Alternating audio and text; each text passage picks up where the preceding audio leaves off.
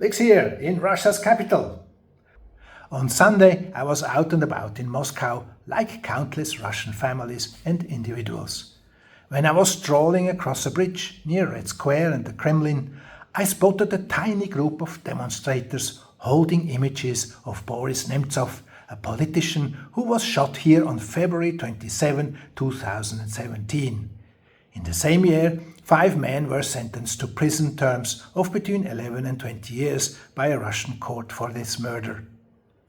In the 1990s, Nemtsov served as Deputy Prime Minister of Russia and Minister of Fuel and Energy under President Boris Yeltsin, who was popular in Washington and with Western multinational corporations that were after the country's vast resources.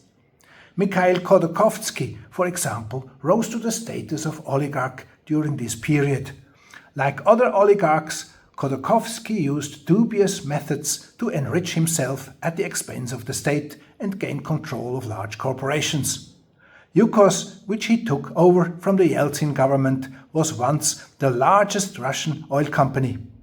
In the 1990s, when lawlessness and the mafia reigned supreme in Russia, no one could amass wealth unless they followed mafia rules and had government allies like Fuel and Energy Minister Boris Nemtsov.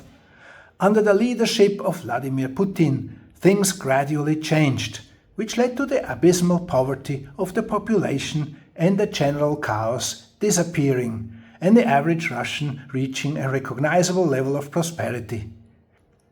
In 2019, the actual income, black line, of an average Russian family even exceeded the desired income, orange line.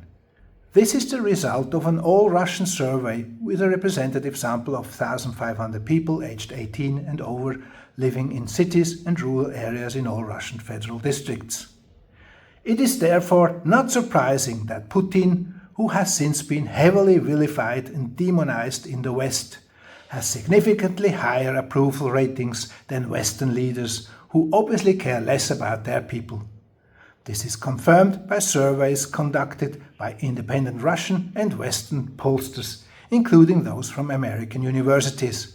For the average Russian, it was a sign of justice when the Russian state sentenced Khodorkovsky, considered a hero in the West and one of the country's biggest thieves in Russia, to prison for tax evasion, fraud, money laundering and other offences. Khodorkovsky defended himself and took the case to the European Court of Human Rights. Despite its anti-Russian bias, the court essentially dismissed his case. Unsurprisingly, the wealthy Khodorkovsky supported Nemtsov in his post-Yeltsin political career, and both became staunch opponents of President Putin after he ended the mafia-like regime that had ruled under his predecessor and from which the two celebrities benefited while it plunged Russians into misery. The demonstrators, supporters of Nemtsov, accused the Russian government and its president of being responsible for his death, despite the fact that a person as colorful and controversial as Nemtsov must have had a slew of opponents with old scores to settle. I halted to observe the people passing past. They didn't seem to be interested, but then a young woman stopped and shouted in annoyance at the protest, "That should be gone." I asked her what she had said, and she repeated it in English. As a guest in a foreign country, I rarely discuss politics with locals, but here I made an exception and responded, "Russia's Western enemies refer to your country as a dictatorship that suppresses free expression. When you stifle protests, you're feeding their propaganda. Worse, they use it to legitimize economic and military aggression against your country." She became more thoughtful and stopped repeating her demand. Out of curiosity, I went by again in the evening to see if the protesters and their protest material had been removed. A couple of protesters, who were no longer the same as in the morning, were still there along with their display.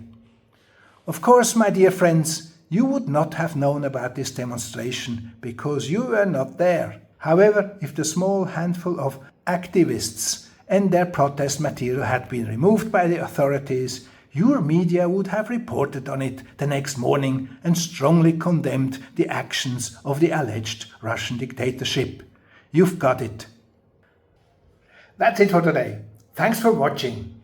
If you liked it, please click the like button. And if you haven't subscribed to my video channel yet, please do. Check out my latest video, which, surprise, shows Russians receiving services around the clock. Something your media never told you about. See you.